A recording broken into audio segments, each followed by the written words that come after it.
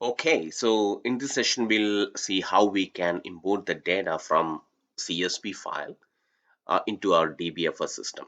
So this is a community edition, as I showed you in my previous video, how we can create a free login in community edition, right? So we can use this for learning purpose.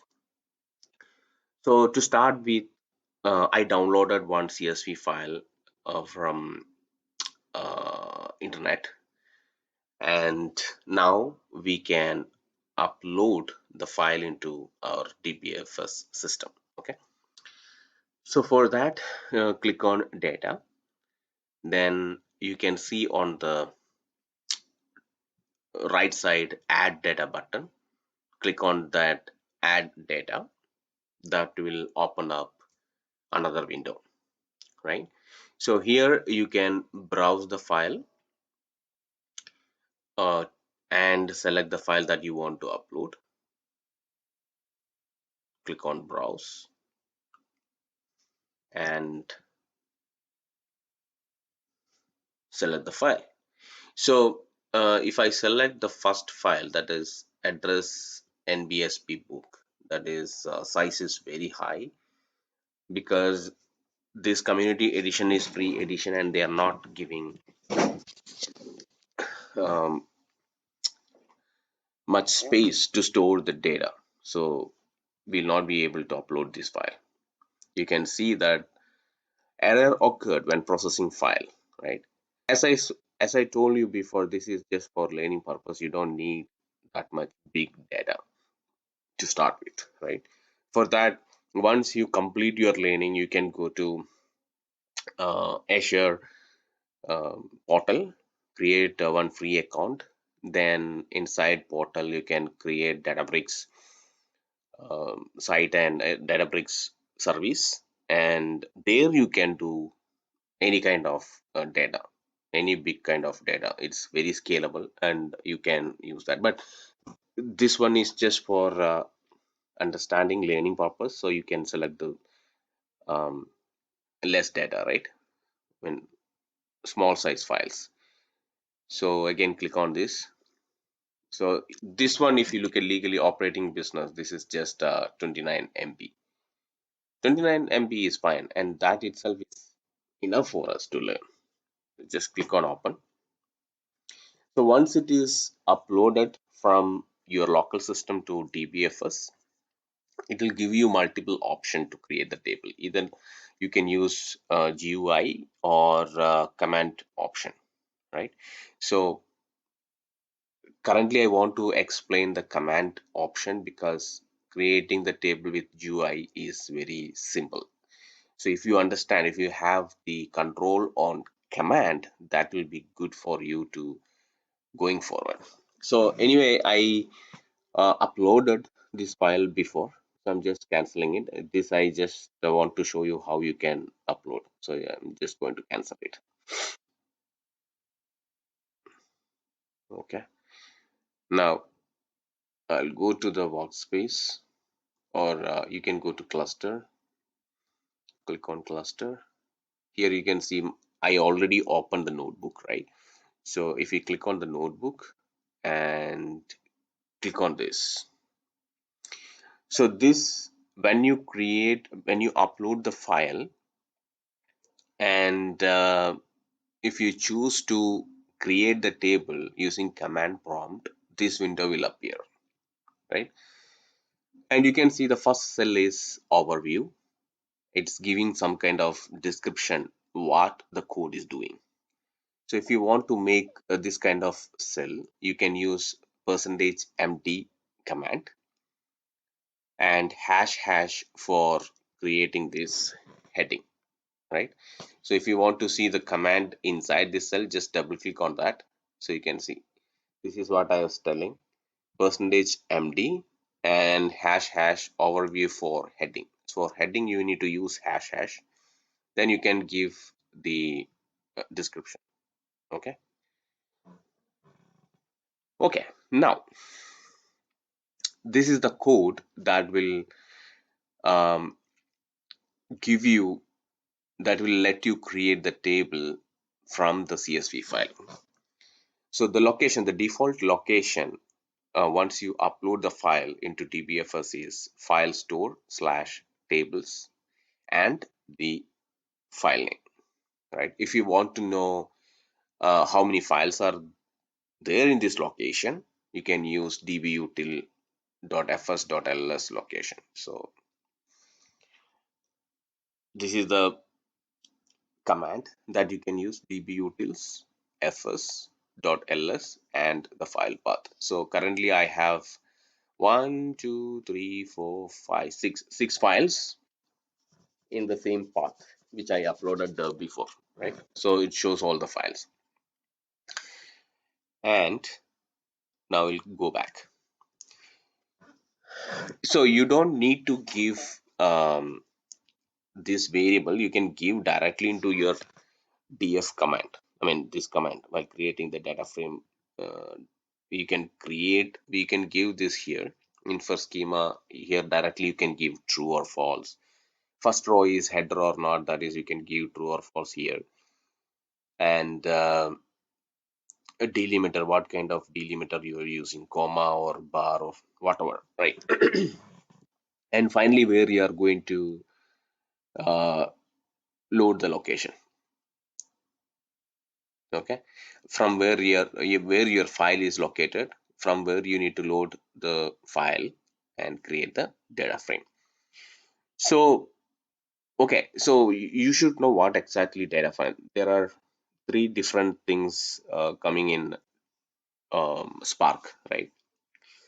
Data set, data frame, and RDD, resilient distributed data set. So RDD, now everybody is using data frame. Data frame is nothing but with data with a schema, right? So RDD is low level. It is considered as low level, and data frame is high level, and we have data set. So the difference between data frame and a data set is type safe, but data frame is not type safe. Okay, and RDD also type safe. But if you want to do a lot of manipulation and on unstructured data, then RDD is the best because you have more control. You can create more functionality in RDD. But for this session, I'm focusing on data frame. We'll look into the differences between these three in later sessions. Okay. So now you can keep in mind data frame is nothing but storing the data with the schema, and it will act as a table. Okay. So how we can create? You can create spark.read.format and the file type is CSV. What are the options we are going to give? Infer schema.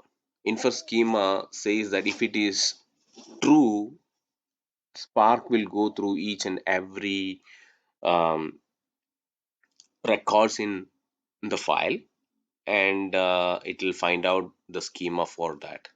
So if the data file is very big, this process will take a lot of time, right? So to improve the performance, what we will do is we provide schema upfront. We'll create the schema and provide the schema while creating the data frame itself. I'll show you that later. Okay. Then next option is header. The file, the loading file contains header or without header. So for this particular file, we have header. So I made it as true. And separator. Separator, what kind of delimiter you are going to use in this file? That is comma. That also you're given here. Okay. Now let's execute this. So for executing, I use shift plus enter. Now the command is running, and it generated the result. So now you can see these are the file data inside the file, and now this data frame will act as a table. Okay, so let's see what will happen if you give uh, first header is false, first row header is false. Now it will create some headings by default, C0, C1, C2, C3, something like this, right? But in our case, we have the header. So let me change back to true. Now the data frame is ready. We can see how we can modify the data frame. So if you hover your mouse over these cells, you can see one plus mark. Click on that. It will create another cell. So let me create another data frame from first data frame df by selecting only required columns. I'm going to select only two columns. One is DCA license number and license type. Okay,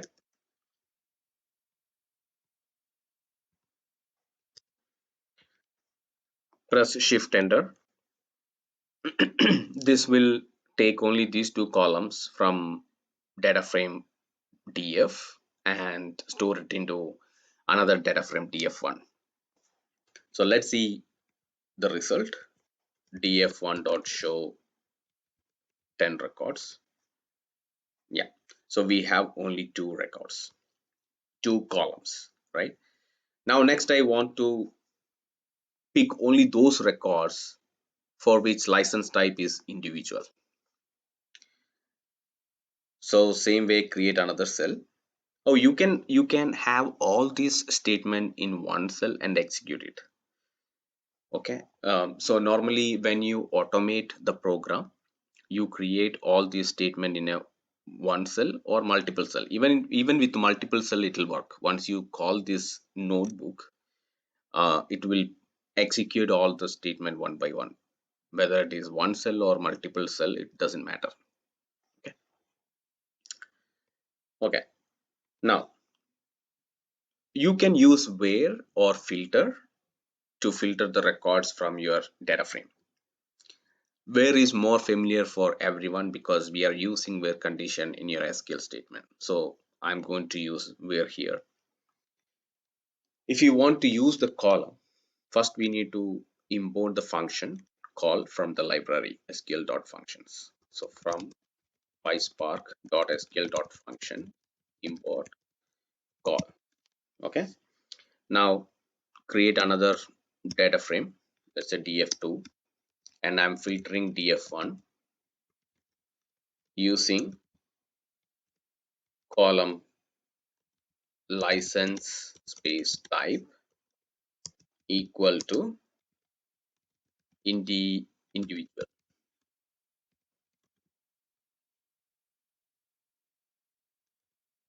Shift enter. Now your next data frame is ready. Let's see what data we have in df2. df2.show.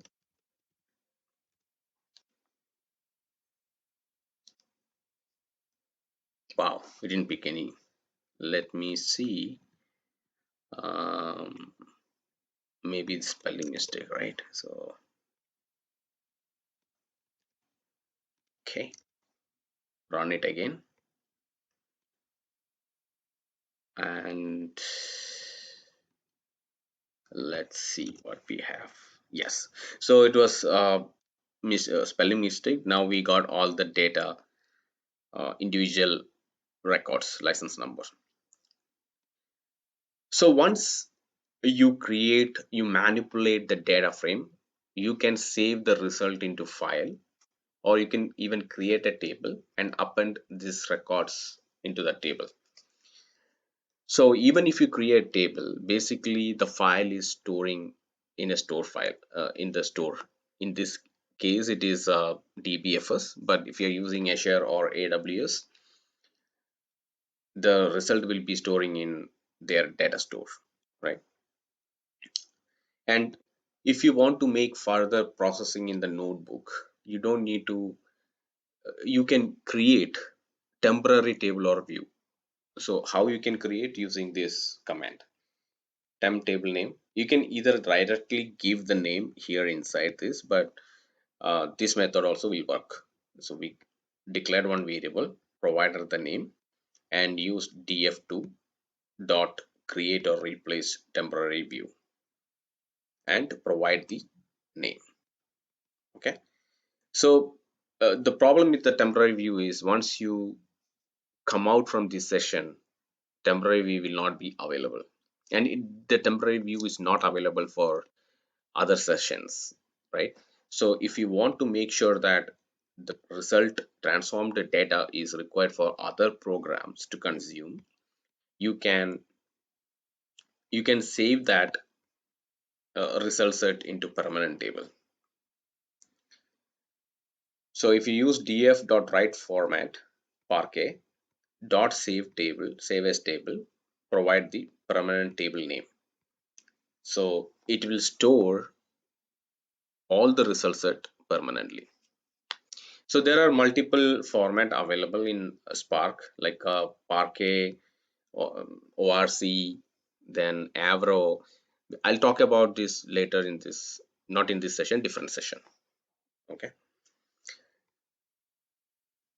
So if you are more familiar with SQL statement, you can use magic command percentage SQL and retrieve the records from the view that we just created. So with this, I'm closing this session. So we, again for recap, we loaded the data from CSV file, then created the data frame, manipulated the data frame, and finally we stored the records into another table. If you like the video, please like and subscribe, and I'll be adding more videos in future. Thank you very much.